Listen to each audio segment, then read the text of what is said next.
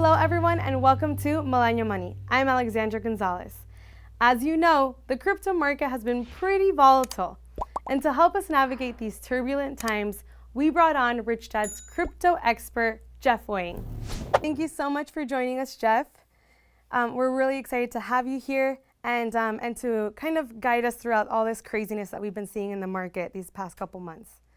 Yeah, thanks for having me. No, Nice meeting you all. thank you. And could you provide our audience with a little bit of your background so they can get to know you? Sure thing. Yeah, I'm Jeff Wang. I'm a investor in the space. I invested in like 50 or so crypto projects. I have a team behind me actually that we do all the research and meet with all the CEOs and other investors as well to kind of do due diligence and figure out what are the greatest opportunities in crypto. Decided to do an education platform, make sure that people know what is going on. If there's no one that understands crypto, then how are people going to use it and adopt it as well, right?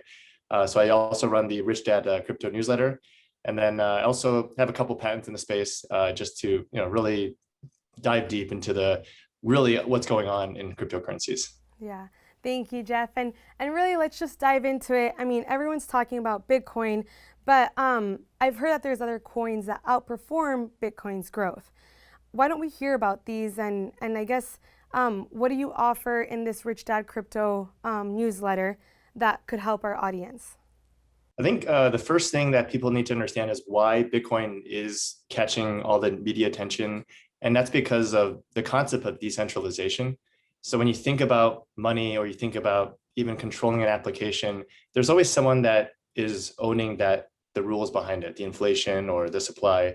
I think Bitcoin was the first thing that came out that really was not owned by anybody. There's people that, and I don't want to get too technical, but they all share the record of who's making the transactions. So if one computer gets knocked down or one server gets knocked down, there's thousands of other computers that are still holding it. So that's the concept behind Bitcoin, is it keeps track of the transactions and it keeps that record across multiple systems. Now, I think the media is latched on because of like it's the first mover advantage. It has the highest market cap. It has the most volume of trading. A lot of institutions and even companies are picking up Bitcoin on their balance sheet right now. And that's like really where all the media attention is. So I think that's why most people don't know about all the other coins in the space. But there are coins now that are adding a programmable logic on top of blockchain. There's ones that are having applications that you can directly interact with. There are even new projects that are putting the entire software stack on blockchain. So you can run an entire application completely decentralized on a server somewhere that, or multiple servers that can't be knocked down. So I think that's kind of what's going on right now. Wow, wow. And I know that many of the coins, like the infamous Doge, can be bought for pennies. But there's not a lot of knowledge on these coins. And would you suggest that maybe for people starting out, they should be focusing on these coins instead? So whenever you hear about a coin in the news, like a YouTube person or a Twitter person is saying, you should buy this coin, that's usually a bad sign, actually. That means that everybody is well aware of the attention and like all the hype is kind of priced in. So just as a kind of reference of what's going on with Bitcoin and compared to other coins, Bitcoin is up about 230% over the last year. It's coming down now because of a lot of regulatory issues with China, and now the IRS is coming down. But Dogecoin is up 12x in the last year, which is like pretty, I think, sorry, 120x. I should have been more clear. And then things like Ethereum are the ones that I do research on. A lot of applications are being built on Ethereum. That's up like 9x over the last year. So these kind of things are like, you got to look at where the actual adoption and the developments are happening for, I think, like organic growth. But things like Dogecoin, where the media attention is like crazy and everybody's jumping in, that's kind of more like gambling, I'd say. So I would say if you've heard of it already in the news or on, Elon Musk is tweeting about it, that's a little more of a gamble and a little like more dangerous to get in my opinion. Yeah, I think, and thank you for clarifying that because I think some people get confused between, especially in this market, between gambling and investing. And so I think, like you mentioned, it's important to really differentiate those two. And I know that, for example, in the Rich Dad newsletter, you do, I guess, offer insight on these coins that can be bought for pennies. I guess, could you share a little bit more of that with our audience here on Millennial Money? Yeah, it's very complicated. I think blockchain in general is like the intersection of business or economics and technology. So I do try to keep it high level. I want people to understand the intent behind a certain coin. What is it trying to do for the world? Is it doing something that's actually going to move the industry forward, or is it just a scam? Right? It could just be someone minted a coin and they're trading it on an exchange and trying to get people to buy it. So I do go into that detail as to why the coin is there, why is it helpful, why is it going to increase in value. I shouldn't say that, but why is it like is there potential, I should say, in the future for that coin? And I think the trick is just to get in front of those coins. Obviously Dogecoin was always meant as a joke coin, but other projects that I brought up or like just came out, they're really awesome. They're doing stuff for the entire blockchain space, and they are like just very, very low market cap. And some of them I'm like actually risking my money just to show you the screenshots, the videos on what it looks like to interact with it, and then how it interacts with other coins or other chains. And then that actually, I've lost money of just showing people that, but I think it's important to actually go into the applications, work with them, and then bring them to the newsletter for people to look at, to think of as potential investments. Yeah, and that's what I love. I think you truly concentrate on educating as opposed to just telling people where to put their money, which I think is crucial, especially for our audience. And I have seen a couple of the videos in the Rich Dad Crypto newsletter where you often mention like action items where people can pick up free coins. Am I understanding that correctly, or why are they free coins? So there is a concept called airdrops, and this is kind of like a win-win scenario for these projects. What they do is they give out free coins so that people will have to use their crypto wallets, interact with their application, claim the tokens, and then people can even stake them for more coins or add liquidity, which is a more complex topic, but they can take those coins and generate more coins with them. And that's like really good both for marketing, adoption, getting on the rankings in terms of like trading volume. So basically it's a win-win scenario. The coin is going to have inflation anyway, so why not give out free coins to everybody? And there are some traps, like there are some bad projects that do this, and you're just going to waste your time with them. But things like Uniswap, SushiSwap, 1inch, these are all air swaps that if you, or airdrops, that if you collected those and just held on, those would be like 20 grand alone, Oh, just holding wow. on to those free coins, right? Each. So like that's kind of like, these are the opportunities, like you didn't have to do much. You just, as long as you're participating in the entire crypto ecosystem, you just get these airdrops from other places. But in other action items though, there are new coin sales like ICOs. I don't know if that's another concept, is like when the coin is first minted, there are sales to distribute those. And then there's a new concept coming called crowd loans. These are all action items, by the way. Crowd Okay. loan is where you have a coin that you loan out and you get another coin in return. And that's like you get the coin right as it comes out. So it's at a very, very favorable market cap and price. So these are all different types of action items you can do as part of the newsletter for sure. Okay, awesome. And you're basically like the first ones in on this opportunity. So that's like kind of, I explain this like behind the scenes, there are like investors that get in on the very, very ground level. And then this is like the next level, like you get in on the coin release, that when the coin is born. And then of course that coin gets listed on the bigger exchanges. So that's kind of the life cycle of a coin. So I would say like everyone on the newsletter is getting in on the second round, which is like the birth of the coin. But it's like the ground level of the pricing on the markets. Okay, got it.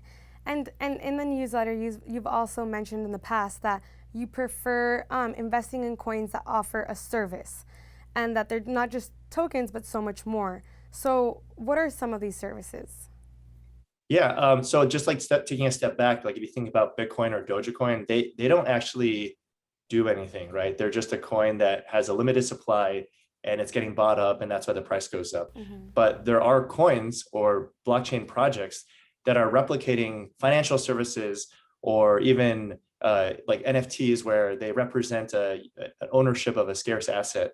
But what I like to focus on are things like borrowing and lending, because those are actual financial services, or decentralized trading. So if there's a exchange where I can go from one coin to another, but without the need of an email or login or a password, like these are all things that are extremely interesting to me, because these are actually taking up the amount of volume as like a centralized exchange, for example, or enough lending and borrowing in the billions and billions of dollars, So like we are witnessing the world transitioning from centralized like services into decentralized services. And those services are the ones I focus a lot of attention on because they are actually doing something in reality and they are actually replacing things in the real world. And that's what the whole crypto and blockchain kind of thesis is supposed to be, right? Yeah. And we're seeing it happen in real time. It's very exciting. Yeah, extremely excited. And would you say, I guess, that these are safer options if there is like this correction that we've been seeing, or like a downturn in the, or like a dip in the Bitcoin or crypto market? I think if I were to separate between like useless coins and like the ones that people just like jump into and the ones that are providing services, the ones providing services will survive the downturn or any steep corrections. They'll still go down like minus 20%, 30% even. But the ones that are like really useless, those will be down like 99%. Those will go to zero pretty much. And just out of curiosity, also, I mean, there's been a lot of talk and like people trying to predict what's the lowest Bitcoin will reach and what's the highest. I guess, what are your predictions for the lowest it'll reach and the highest it'll get to?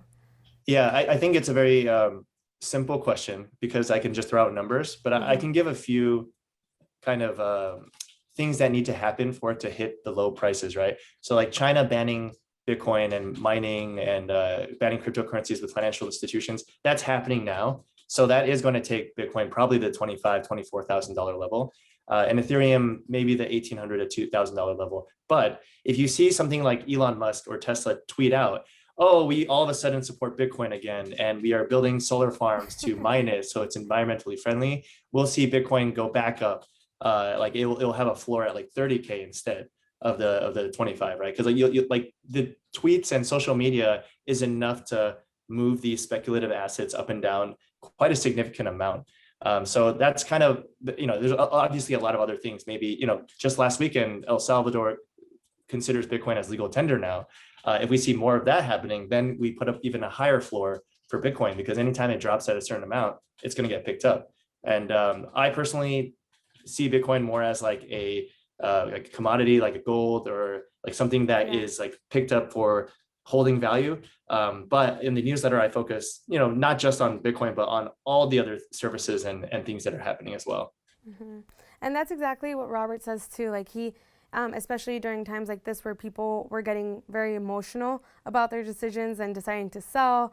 Um, he during times like this, he says that you can tell the difference between a speculator and a true investor and someone who's in it for the long run, because he's given examples of like the price changes in gold in the past and how overall it's still held its value because of the reality is the dollar is still devaluating. So any other currency will be better than the cash you have in your hand. Yeah, if you hold just cash in your bank account, that's actually very dangerous.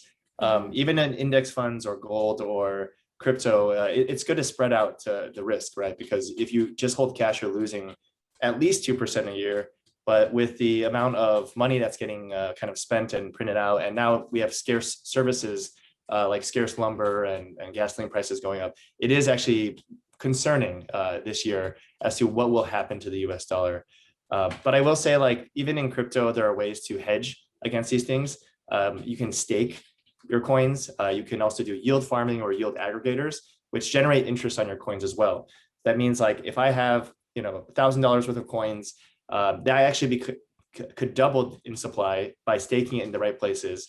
So even if the coin goes down 50%, you're still even there, right? And Yeah. obviously, the best case scenario is that coin also goes in value as you're generating the high inflation. But we all cover this in the newsletter. There's like a lot of high risk, but high reward, and also safer kind of plays you can do. Like you can even stake or lend out like $1 coins. Like they're always $1, so they're going to be okay, and then get interest on those too. So there's so many, like it's hard to cover within a quick discussion, but a lot of different things you can do in the space. Yeah. And I know you joined Robert on some of your business discussions and where blockchain deals are pitched, kind of like Shark Tank for crypto, right? So Robert mentions how much he values your input, and that's why he has you come to all these meetings, and that's why we've partnered with you for the Crypto newsletter. Um, But what I want to know is, what is Robert like in these meetings, and what is he looking for when these deals are being pitched to him? It is very much like Shark Tank. So I've been in like hundreds of investor calls, just talking to like CEOs and founders and just getting to know what the product does and how it's going to like contribute to the whole blockchain industry, right? With Robert though, he is less about kind of the industry and more old school. He's like, hey, is this protected? Is this patented? Is this like what is like this design? Is it going to work? And basically, if I were to give one tip to anyone that's pitching in front of Robert, just don't BS him, because the moment he smells BS, he's going to be like a shark. He's going to be like, don't BS me. I know what you're trying to do here. And that is like, I've seen things turn around very quickly in the negative sentiment.